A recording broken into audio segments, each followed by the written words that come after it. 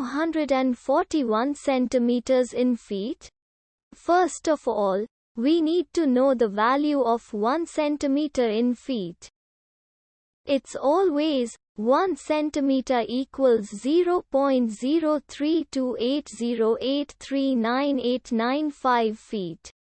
Now we have to multiply 0.03280839895 by 241.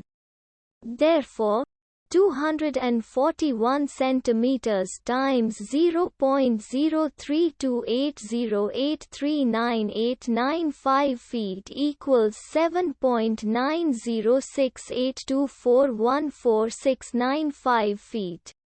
So, in other words, 241 centimeters equals 7.9068241469 feet.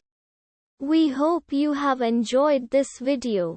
Please like and subscribe to our channel for more videos like this.